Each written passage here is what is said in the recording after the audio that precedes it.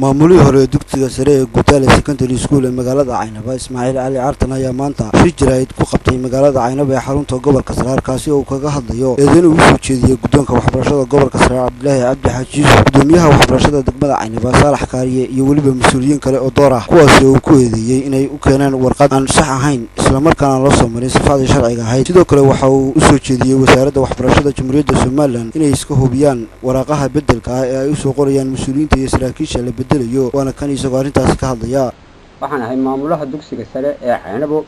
Gutaale dugsiga leeda waxaan idinku yeeray bahdiina saxaafadda maamulkii dugsiga oo uu soo farageliyay gudoomiyaha waxbarashada isagoo wata gudoomiyaha waxbarashada iyo gudoomiyaha waxbarashada ee degmada iyaga oo wata warqad foojariya oo ay leeyihiin maamulaha dugsiga sare ayaa xilka laga qaadayaa xilkana waa laga qaadayaa annagana magacaabayna gacanta ayuu noola yimi maamulkeedii wuu maqan yahay markaa wuu maqan yahay gudoomiyihii waxbarashada ee gobolka gudoomiyihii degmada ee waxbarashada ayaa jooga marka isagaa ka hormuuda wuxuu leeyahay isagoo wata taliye qaybeedka gobolka oo nabadgelyada qaabilsan wuxuu leeyahay xilka wadaha keen xilkana dhiib marka aniguna waxaan ugu jawaabay waa sharci daro wasaaradda ayaa ii dhiibtay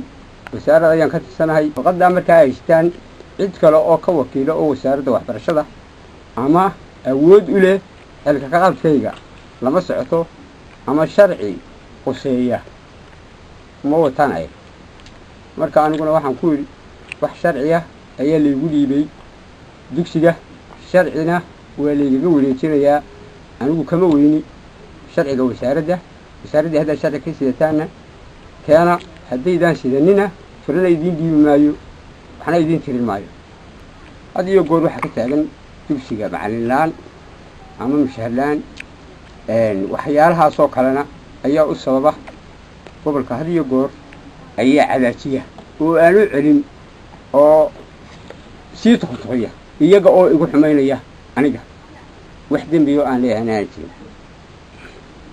una hanuunsan sharciga wasaaradda markaa waxaan ka codsanayaa gobolka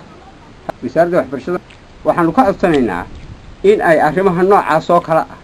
ka hawlgasho oo shaqadayada aan lagu soo fargelin oo faraha noolaga qaado sharcigana had iyo goor iyadu ay noo soo dhiibto ay ku xukumayso dugsiyada dhanka kale maamulaha oo maanta xabsiga laga sii daayay ayaa tegay isla markaana gaaray dugsiga oo xilligaasi ay joogeen ardaydii iyo weliba macallimiintii sidoo kalena ardaydii iyo weliba macallimiintu ay ka dareereen kadib markii uu goobta gaadhay maamule Ismaaciil Cali Caartan shirkan jirayd oo maamuluhu hore ee dugsiga sare ee Gutaale Secondary School ee magaalada Caynaba Ismaaciil Cali Caartan qabtay magaalada Caynaba ayaa waxa uu ku soo beegmayaa xilli uu gabi ahaanba xidhan yahay dugsigii sare ee Gutaale Secondary School isla markaana ay wasaaradda waxbarashada Soomaaliland maamulo kale ku soo dul magacawday balse uu arrintaasi ku gacan sayray Ismaaciil Cali Caartan tilmaamayna inay waraaqdani beddelka ahi tahay mid qaldan si kastaba ha ahaatee mas'uuliyiinta wasaaradda waxbarashada Soomaaliland oo ay ugu horreysay wasiir Samsam Cabdi Aadan ayaan ilaa waqti xaadirkan ka jawaabin xaaladda uu marayo dugsiga sare ee Gutaale Secondary School oo halkii abid ugu xumayd waxaana aad moodaa inay ku daawanayso labadan mas'uul ee dugsiga u soo kala magacawday isla markaana uu dugsigu awoodood u xaniban yahay iyadoon sidoo kale u soo dirin mas'uuliyiin ka socda wasaaradda waxbarashada oo xaaladda dhabta indheeya Maxamed Aadan Dirir telefishinka caalamiga ee Somali Channel Caynaba.